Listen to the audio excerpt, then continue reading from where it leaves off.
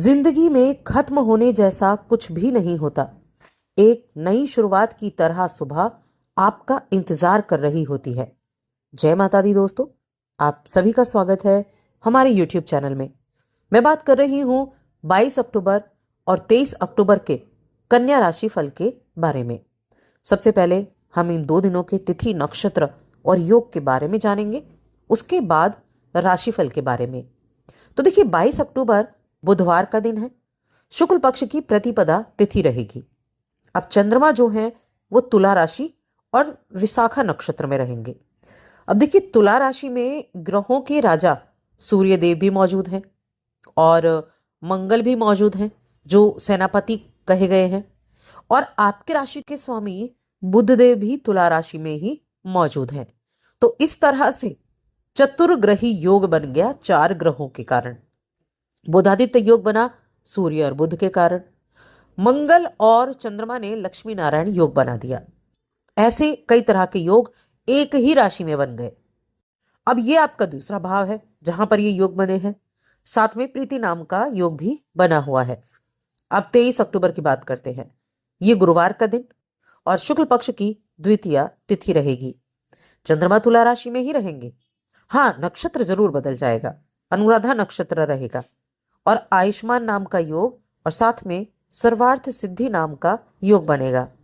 तो ये जो योग बने हैं, इन योगों के कारण इन 2 दिनों में आपको किस तरह के प्रभाव देखने को मिलेंगे, चलिए जानते हैं विस्तार से। आगे बढ़ने से पहले छोटा सा निवेदन है, चैनल पर पहली बार आए हैं, अभी तक चैनल को सब्सक्राइब नहीं किया है तो जरूर कर लें।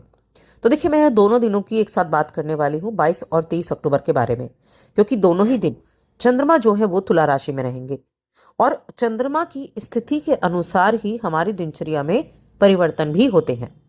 नक्षत्र जरूर बदलेगा तो थोड़ा बहुत असर, लेकिन प्रभाव दोनों दिन सेम ही होने वाले हैं। तो अब इन 2 दिनों में क्या कुछ होने वाला है, तो देखिए, सबसे पहले हेल्थ की बात करूंगी। हेल्थ आपकी ठीक ठाक रहेगी क्योंकि आपके दूसरे भाव में 4 ग्रह मौजूद हैं और आपकी राशि के स्वामी भी हैं। मंगल के साथ बैठे हैं, सूर्य के साथ मित्रता है, सूर्य के साथ भी बैठे हुए हैं।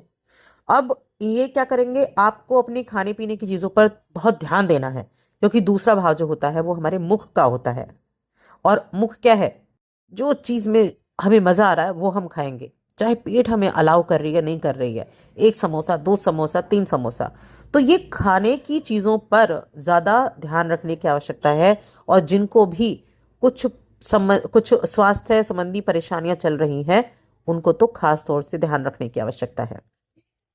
अब चंद्रमा तुला राशि में है तो आपके अंदर अपने विचारों को व्यक्त करने की बड़ा सामर्थ्य होगा, क्योंकि द्वितीय भाव वाणी का भाव भी है जहां पर 4 ग्रह मौजूद हैं। राशि के स्वामी भी वहीं पर बैठे हैं, तो वाणी का बड़े अच्छे से इस्तेमाल करेंगे, एफर्ट भी करेंगे, तो अपने विचार को बड़े अच्छे से व्यक्त कर पाएंगे। लेकिन साथ में हमें यह नहीं भूलना है कि यहाँ पर मंगल भी है, जो हमें हमें ऊर्जा तो बहुत देते हैं, लेकिन साथ में हमें उतावलापन भी देते हैं और हमारी वाणी पर भी कहीं ना कहीं एक नेगेटिव इंपैक्ट डाल देते हैं। व्यक्ति चिल्लाकर बात करता है, चिड़चिड़ा हो जाता है। और सूर्यदेव भी यहाँ पर मौजूद है, तो एक वाणी में ना एक ईगो आ जाती है, तो थोड़ा ध्यान रखना है। तो बस ध्यान से देखने की जरूरत है कि आप क्या कर रहे हैं, आप क्या कह रहे हैं। सब शब्दों को तोड़ मरोड़ कर ना पेश करें, एकदम सीधे संपर्क आपको बनाकर चलना है, तो ये आपके लिए अच्छा रहेगा। महत्वपूर्ण निर्णय जो भी लेने हैं वो जल्दबाजी में नहीं लेने हैं, बाद में वरना पछताना पड़ सकता है। अब इसके अलावा अगर हम देखें तो आपके जो 12वें भाव के स्वामी हैं सूर्य देव हैं, जो आपके द्वितीय भाव में बैठे हुए हैं। 12वें घर का स्वामी द्वितीय भाव में आया है, यानी विदेश से आपको लाभ दिलाएगा, विदेश से जुड़े कामों से लाभ दिलाएगा, एक्सपोर्ट इंपोर्ट से लाभ दिलाएगा। किसी तरह के इन्वेस्ट आपने कर रखे थे पहले, उनसे अच्छे लाभ की उम्मीदें बनती हुई दिखाई देंगी। तो धन आने का बहुत अच्छा चांस है, धन आपके पास आएगा। साथ में जो आपके 11वें घर के स्वामी है वो कौन है, चंद्रमा है, ये आपके द्वितीय भाव में है, तो इच्छाओं की प्राप्ति का भी समय है। यानी कि 12वें घर का, 11वें घर का और 10वें घर का स्वामी आपके सेकंड हाउस में बैठे हैं। कर्म के प्रति पूरी तरीके से समर्पित होना, आपके नेबर्स के साथ आपका अच्छा बॉन्ड रहेगा, आपके मित्रों के साथ अच्छा बॉन्ड रहेगा। बिजनेस कर रहे हैं आप, तो बिजनेस करने वाले जातकों को भी अपनी इच्छा के अनुसार सकारात्मक परिणाम देखने को मिलेंगे। और एनर्जी लेवल बहुत हाई रहेगा। देखिए, आप जिस तरह से भी काम कर रहे हैं, लेकिन सफलता जरूर मिलेगी। आप अगर किसी तरह के मैनेजमेंट का काम करते हैं, मैनेज करते हैं चीजों को, तो उसमें भी आपको सफलता मिलेगी। कोई आपके काम में गलती नहीं निकाल सकता है। लोगों से मिलने जुलने का भी दिन रहेंगे दोनों। आप बाहर जाएंगे, अपने अपनों से मिलेंगे, और आपके जो प्रियजन है ना, वो आपका बड़े अच्छे से आदर सत्कार करने वाले हैं। आपके नए संपर्क बनेंगे जो भविष्य में आपके लिए सहायक साबित होंगे। और इस दौरान एक चीज और है कि आपके जो विचार हैं, और ये विचार विशेष रूप से बहुत प्रभावित करने वाले हैं सामने वाले को। आपके द्वारा किए गए प्रयास, उनके द्वारा आपको सम्मानित भी किया जा सकता है। साथ ही एक चीज और है कि आपकी राशि में अभी शुक्रदेव बैठे हैं। शुक्रदेव की नीच की राशि होती है ये कन्या राशि, शुक्र की नीच की राशि है, जहां पर बैठे हुए हैं अभी शुक्र नीच के घर में। लेकिन सामने कौन सा घर है? सामने है मीन राशि, जहां शुक्र की उच्च की राशि होती है। तो उच्च की दृष्टि पर होगी तो रिश्तों को बेहतर बनाएगी। और अभी सप्तम के स्वामी क्या उच्च के चल रहे हैं, और उच्च के कहां चल रहे हैं? आपके 11वें भाव में। तो इच्छा प्राप्ति का भी समय है, इच्छाओं को पूरा करने का भी समय है। प्रेम संबंध बड़ा लाभदायक, बहुत उत्तम प्रेम संबंध रहेगा। आप ये मान लीजिए कि विवाह के प्रस्ताव भी आएंगे, और विवाह प्रस्ताव के लिए बहुत अच्छा समय है।